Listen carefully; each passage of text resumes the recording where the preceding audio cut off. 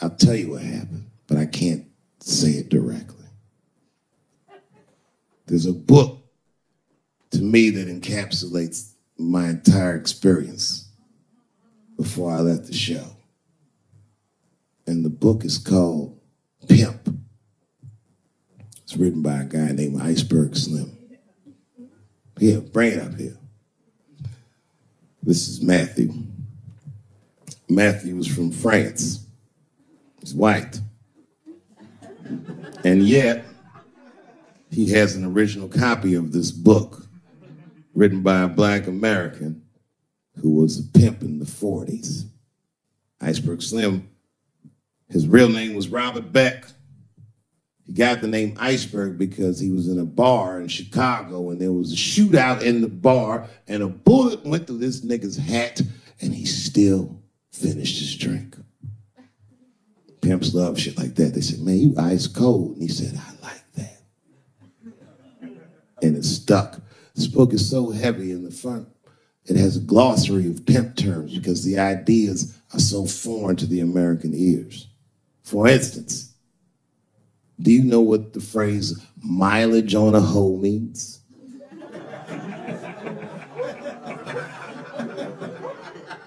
Of course you don't. Mileage on a hoe is a very wild concept. It means that pimps understand there's a finite amount of bad shit a person can do before they'll lose their fucking mind. And a good pimp can look at a woman that he's never seen before and call it, she's good for 500 fucks. That's her mileage. Anything over that, that bitch is gonna spill. They do it to you. Why the fuck do you think most of us work from 9 to 5? 'Cause 9 to 6 might kill a bitch.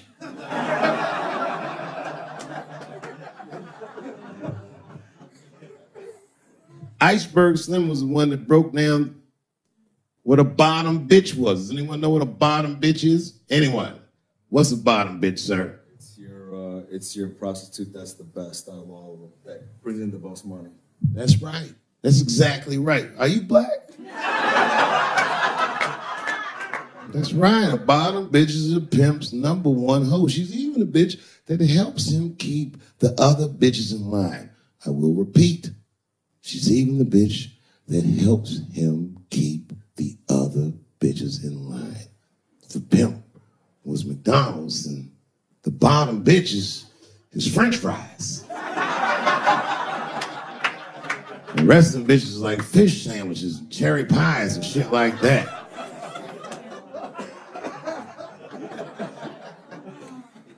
Iceberg Slim breaks down some of the coldest capitalist concepts I've ever heard in my life.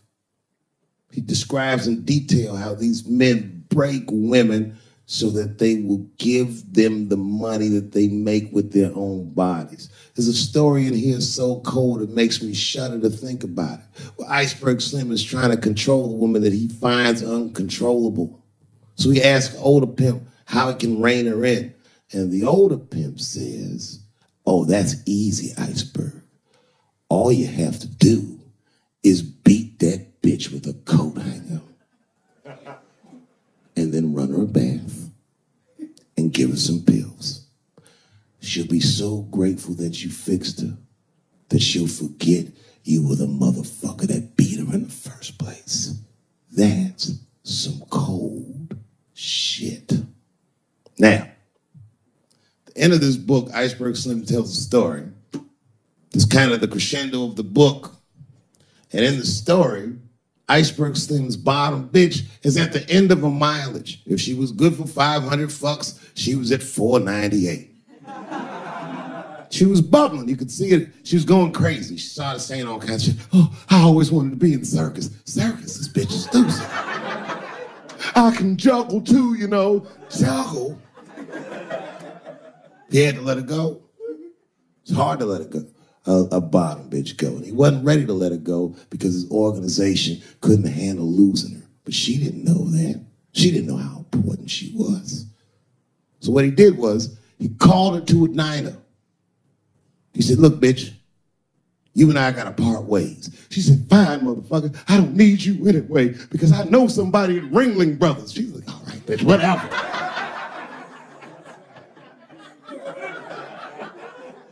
I got one last trick for you. It's a big money trick. You do this for me, you get paid, I get paid, and we go our separate ways. She said, fine, motherfucker, what do you want me to do? He said, okay, there's a guy in a hotel across the street. He's waiting for you in room number 7. Once you go over there and I want you to fuck him. But before you do, I need you to put some of this stuff in his drink. And then he's gonna fall asleep. When he does, there's a briefcase on his bed. Bring the briefcase to me. That's the trick, bitch. Can you handle it? She said, fuck yeah, I can handle it. And I can't wait to get rid of you. And then she ran outside, jumped on a unicycle and pedaled across the street. An iceberg washed her. He was like, man, she's pretty good.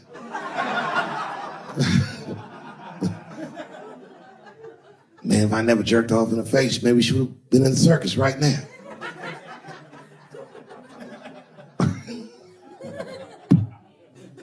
She runs up to the motel steps and she disappears in room number 7. And she's gone for a real long time. Real long time. So long, in fact, that Iceberg got a little worried. But then, suddenly, she came back. He said, what's going on, bitch? Where's the briefcase? She said, I didn't get it, Daddy. He said, what do you mean you didn't get the briefcase, bitch? What's wrong with you? She said, oh, I did everything you said, but that man don't look right. Something wrong, Daddy. He said, what do you mean something's wrong, bitch? Did you put that stuff in his drink? She said, I did everything you said, Daddy. I put all of it in his drink. He said, wait a minute, bitch. Wait a minute. You put all of it in his drink? Now he had to see for himself. So the two of them go across the street to the motel, and they go into room number 7, and on the bed, laying lifelessly, is the white man that she was supposed to fuck. And Iceberg said, you right, bitch, she don't look good. What the fuck? So he called a friend of his that was a doctor that was close by. And the doctor came in, gave the guy a thorough examination, and told them both what was obvious. Slim, this motherfucker is dead. Oh, God, Daddy. Oh, no. Oh, no, we killed him. He said, calm down, bitch. We didn't do anything. You killed this motherfucker. And then he reached under the bed and he grabbed the briefcase. He popped it open. It was filled with money. More money than any of them had ever seen. And Iceberg took a little bit of the money and gave it to the doctor, and the doctor left discreetly. All right, bitch, let me think. I can fix this for you. I know somebody I can call.